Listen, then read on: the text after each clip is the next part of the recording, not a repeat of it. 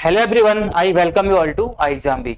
आज के इस वीडियो में हम लोग आपके ईपीएफओ के एग्जाम के लिए जो यूपीएससी ईपीएफओ एपीएफसी यूएनएओ का एग्जाम होने वाला है उसके लिए कुछ आपके एमसीक्यूज लेके आया हूं, उसको डिस्कस करेंगे।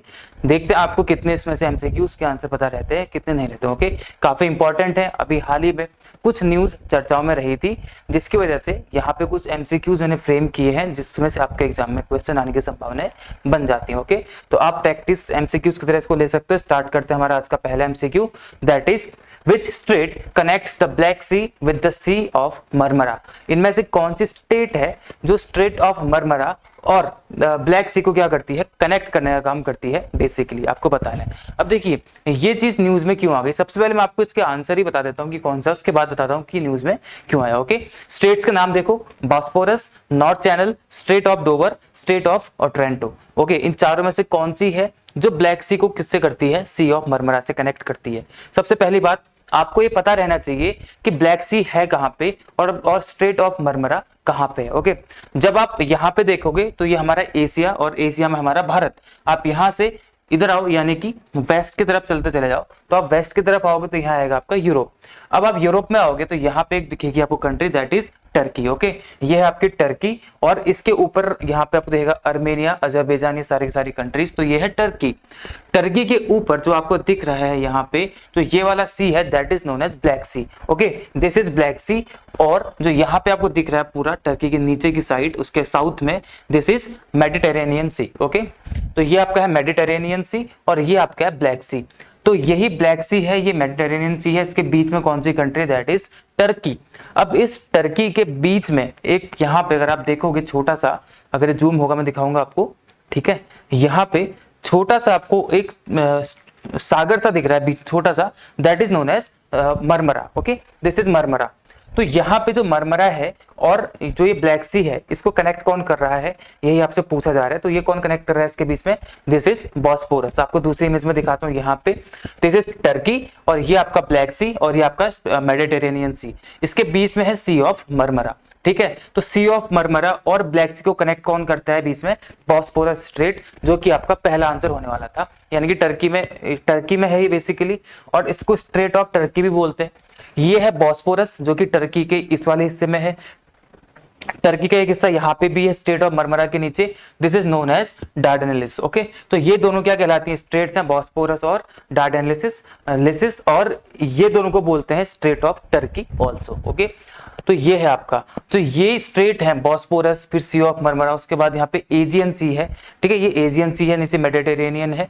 तो ये पूरा का पूरा जो रहेगा आपका यहाँ पे कनेक्ट करने के लिए, ये अगर रसिया से ऊपर से आना है आपको तो यहाँ से होते हुए आओगे, टर्की के इन स्टेट से होते हुए आपको यहाँ पे जाना पड़ेगा, एजियन सी या फिर मेडिटेरेनियन सी में आपको जाना पड़ेगा। ओके, तो यहीं पे अभी हाल ही में क्या किया गया था टर्की के द्वारा, Turkey is set to implement an international convention on naval passages. एक इंटरनेशनल कन्वेंशन है नेवल पासेज में, जो नेवी के शिप्स पास होते हैं उसको लेकर के, that is known as Montreux convention. Okay, Montreux convention 1936 का है, जो कि बेसिकली किसके, नेवल पासेस के लिए। किसी भी कंट्री से अगर आप कोई शिप लेके जाते हैं तो through two of its strategic straits which would allow them to limit the movement of Russian warships. यहाँ पे क्या करेंगे, एक यहाँ पे कुछ ये इंप्लीमेंटेशन रूल्स को करने वाले थे, जिससे कि क्या होगा, रसिया की कुछ नेवल वॉरशिप्स हैं जिनको कि यहाँ पे क्या किया जाएगा, उनके मूवमेंट पे यहाँ पे लिमिटेशंस लग जाएंगी। उसको लेकर के न्यूज आपके लिए इंपॉर्टेंट बनी थी, between the Mediterranean Sea and the Black Sea. अब ब्लैक सी और यहाँ पे जो आपका मेडिटेरेनियन सी है, इसके बीच में जो कंट्री आती है वो कौन सी आएगी, आपकी टर्की, और बॉस्फोरस स्टेट से होते हुए जाएगा। ओके, तो यहाँ पे ये डेवलपमेंट अभी हाल ही में हुई थी, जिसकी वजह से ये क्वेश्चन यहाँ पे आपके लिए फ्रेम हुआ है। ओके, ये सारा का सारा था यहाँ पे जो मैंने आपको बताया। इसके अलावा यहाँ पे 4 ऑप्शंस और थे, दैट इज नॉर्थ चैनल।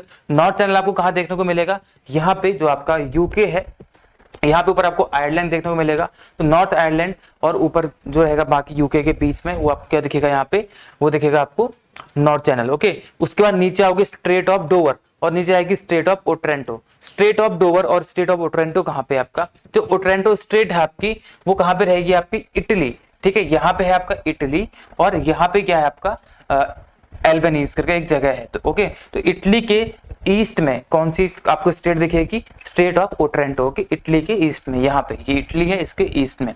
उसका एक थर्ड वाली कौन सी थी, स्टेट ऑफ डोवर थी। स्टेट ऑफ डोवर कहाँ पे देखने को मिलेगी आपको, स्टेट ऑफ डोवर मिलेगी आपको देखने के लिए यहाँ पे, जो कि यूके को बाकी यूरोप से अलग करता है। ये आपका यूके है, इसके ईस्ट में क्या है यहाँ पे डेनमार्क, यहाँ पे बेल्जियम है ना। तो यूके और बेल्जियम के बीच में आप बोल सकते हो कौन सी है आपकी स्ट्रेट ऑफ डोवर। ओके, तो इस तरीके से आपको यहाँ पे हो जाएगा। सही आंसर क्या हो जाएगा इसका, इसका सही आंसर आपका रहेगा option number A. Okay, Bosphorus straight.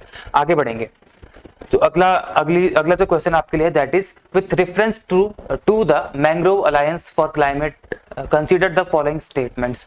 Mangrove alliance for climate MAC, ठीक है, इससे संबंधित कुछ स्टेटमेंट्स यहाँ पे दिए हैं। आपको बताना है कि which of the statements given above is are correct. इनमें से कौन सा स्टेटमेंट या फिर स्टेटमेंट्स सही या फिर गलत है आपको यहाँ पे बताना है। ओके, चलिए सबसे पहला statement, India and UAE have launched it on the sidelines of the UN climate summit COP27। अभी हाल ही में UN क्लाइमेट समिट हुई COP27, तो इसकी साइडलाइंस में, इसके साथ साथ ही इंडिया और UAE ने अभी हाल ही में MAC यानी कि मैंग्रोव अलायंस फॉर क्लाइमेट को अभी हाल ही में लॉन्च किया है, ऐसी बात चल रही है। तो ये स्टेटमेंट बिल्कुल गलत हो जाएगा। क्यों?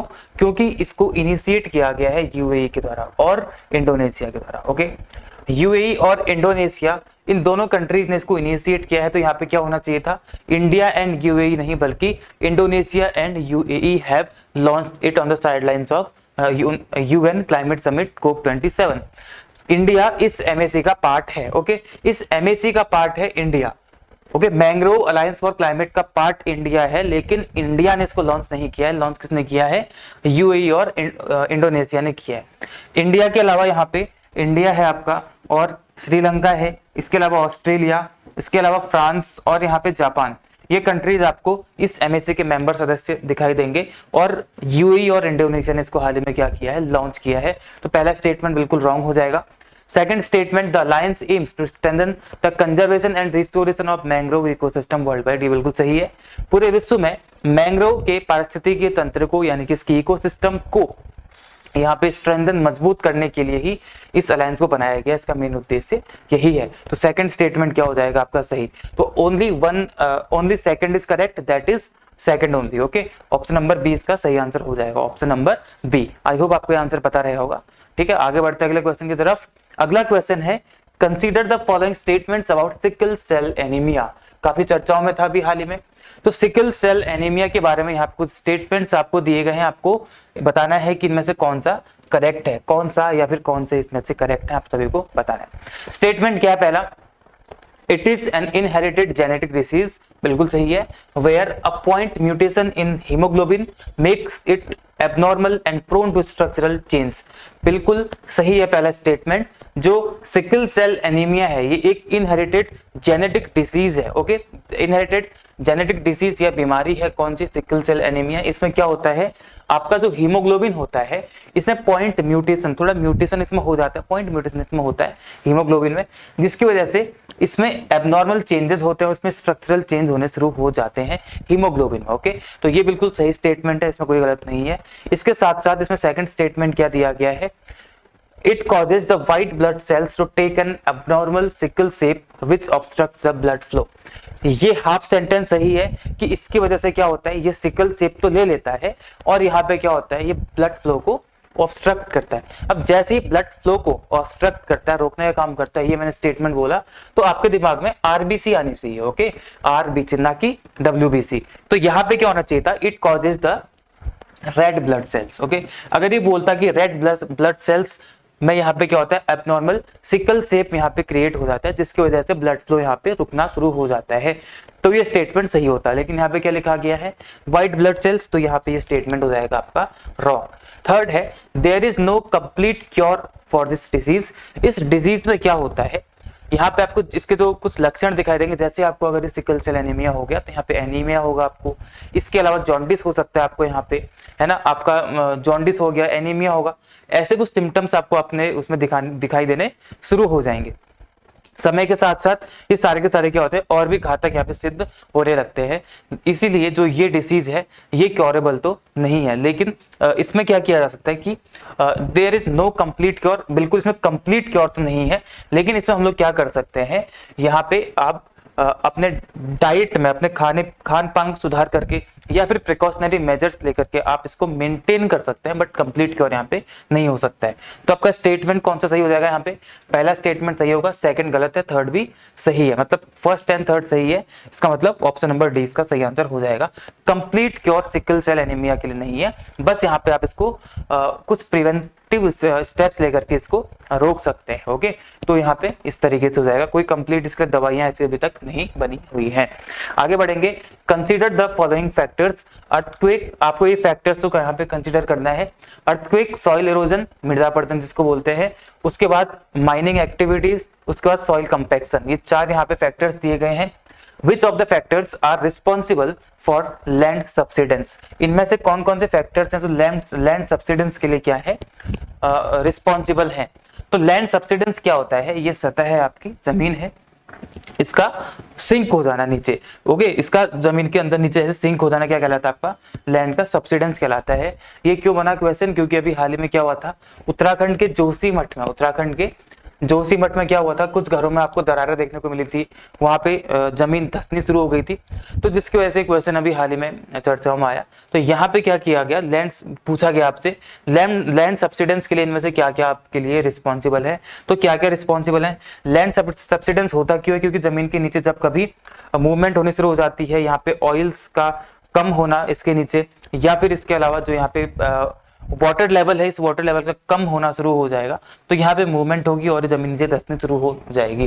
तो अर्थक्वेक की वजह से ये मूवमेंट हो सकती है, बिल्कुल सही है, पहला फैक्टर हो जाएगा। सॉइल इरोजन होगा तो उसकी वजह से भी यहाँ पे वाटर लेवल धीरे धीरे कम होना शुरू हो जाएगा, तो ये भी हो जाएगा। माइनिंग एक्टिविटीज होंगी तो भी वहां पे सेम चीज हो जाएगी, तो ठीक है। उसके अलावा सॉइल कंपैक्शन होगा। ओके, तो चार के चार फैक्टर्स आपको ऐसे दिखाई दे रहे हैं जिसकी वजह से यहाँ पे मूवमेंट हो सकती है, भविष्य में पानी की कमी होगी, वाटर लेवल कम होगा, ऑयल कम होगा और मूवमेंट होगी, तो यहाँ पे क्या होगा, आपका लैंड सब्सिडेंस होना शुरू हो जाएगा। तो 1 2 3 और 4 चारों सही है इसमें, तो 1 2 3 ओके, ऑप्शन नंबर डी, ठीक है, ऑप्शन नंबर डी इसका सही आंसर हो जाएगा। ठीक है, चलिए आगे बढ़ते हैं।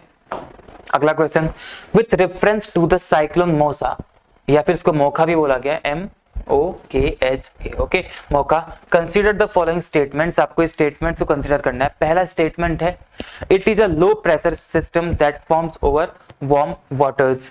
जो साइक्लोन मौसा है ये एक लो प्रेशर सिस्टम है जो कि वार्म वाटर्स के ऊपर क्रिएट हुआ था। तो देखिए होता क्या है, जैसे यहाँ पे सागर, समुद्र, कुछ भी आप समझ लो, इसको ओशियन समझ लो, ये पानी है, ये वार्म हुआ, जैसे इसका टेम्परेचर ज्यादा होगा, टेम्परेचर ज्यादा तो प्रेशर हमेशा कम, जहां पे टेम्परेचर ज्यादा वहां पे प्रेशर कम। जैसे यहाँ पे टेम्परेचर ज्यादा हुआ, ये वार्म होना शुरू हुआ, इसके ऊपर क्या हो जाएगा, प्रेशर कम हो जाएगा। ओके, यहाँ पे प्रेशर हो गया कम। अब जैसे प्रेशर कम हुआ तो आसपास जहां प्रेशर ज्यादा है वहां की हवाएं इस तरफ अपना रुख मोड़ना शुरू कर देंगी। ओके, आसपास की हवाएं यहाँ आएंगी लो प्रेशर को भरने के लिए, तो जैसे यहाँ पे आएंगी तो यहाँ पे आके घूमना शुरू हो जाती है, तो यही आपको क्या कहलाता है, साइक्लोन कहलाता है। तो पहला स्टेटमेंट बिल्कुल सही है, एक लो प्रेशर सिस्टम है जो कि वार्म वाटर के ऊपर क्रिएट हुआ। ओके, तो ये बिल्कुल ठीक है। It has developed in the region of Arabian Sea, ये गलत है क्योंकि ये अरेबियन सी में नहीं आया था, ये कहाँ आया था, बे ऑफ बंगाल में आया था अभी। ओके, बे ऑफ बंगाल में क्या हुआ था, ये डेवलप हुआ था। ओके, बे ऑफ बंगाल में वार्म वाटर के ऊपर जब लो प्रेशर बना तो लो प्रेशर को बढ़ने के लिए आसपास से हवाएं आई और यहाँ पे क्या हुआ, साइक्लोन क्रिएट हो गया। ठीक है, तो ये बिल्कुल यहाँ पे गलत स्टेटमेंट हो जाएगा। थर्ड है, the air blows in anti-clockwise direction in the northern hemisphere and in a clockwise direction in the southern hemisphere. Okay, जो ये चक्रवात है ये दो तरीके के होते हैं। जैसे पृथ्वी है, पृथ्वी का जो ऊपर का हिस्सा है दैट इज नॉर्दर्न हेमिस्फेयर और नीचे का सदर्न हेमिस्फेयर हो जाएगा। अब अगर चक्रवात ऊपर आ रहा है नॉर्दर्न वाले में हिस्से में, तो यहाँ पे जब भी चक्रवात या साइक्लोन आएगा तो इसकी डायरेक्शन क्या होती है, एंटी क्लॉकवाइज। क्लॉक कैसे घूमती है आपकी, क्लॉक ऐसे घूमती है तो ये एंटी क्लॉकवाइज रहेगा। लेकिन जो नीचे आएंगे सदर्न हेमिस्फीयर में आएंगे, इनकी डायरेक्शन कैसे रहती है आपकी, क्लॉकवाइज रहती है। ओके, तो क्लॉकवाइज रहेगा और ऊपर कैसे रहेगा आपका, एंटी क्लॉकवाइज रहेगा, ये आपको पता रहना था। तो थर्ड स्टेटमेंट यहाँ पे बिल्कुल ठीक हो जाएगा। तो first and third are correct and the second one is wrong. तो यहाँ पे क्या हो जाएगा आपका, सही आपको देखना था first and third, option number D इसका सही आंसर हो जाएगा। ओके, चलिए आगे बढ़ते हैं, अगला क्वेश्चन क्या है आपके लिए।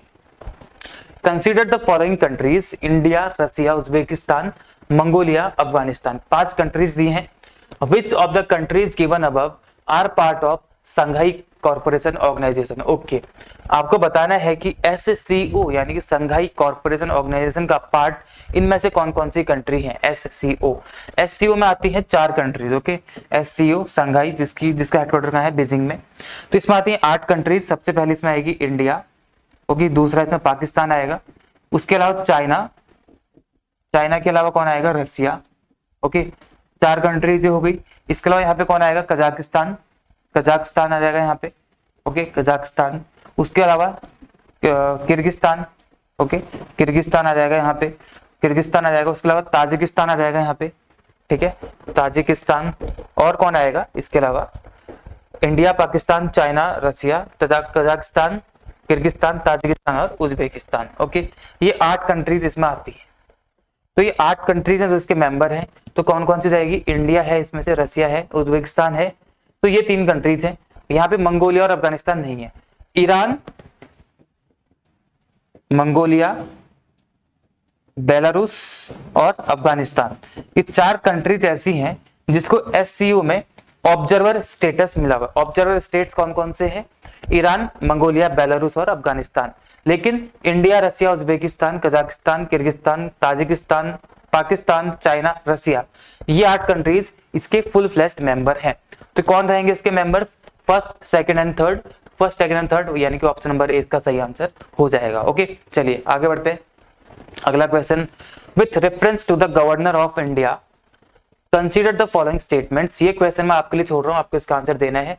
पहला स्टेटमेंट क्या है, गवर्नर के संदर्भ में, the governor can ask to prove the majority on the floor of the house to resolve internal party disputes और इंट्रा पार्टी डिस्प्यूट। देखिए, अगर 2 या 2 से ज्यादा पार्टीज के बीच में कोई डिस्प्यूट्स हैं या फिर पार्टी के अंदर ही कोई डिस्प्यूट्स हैं, तो उनको रिजॉल्व करने के लिए गवर्नर क्या कर सकता है, मेजोरिटी को प्रूफ करने की बात यहाँ पे कर सकता है। क्या ये गवर्नर के पास अधिकार है, ये पहला स्टेटमेंट है।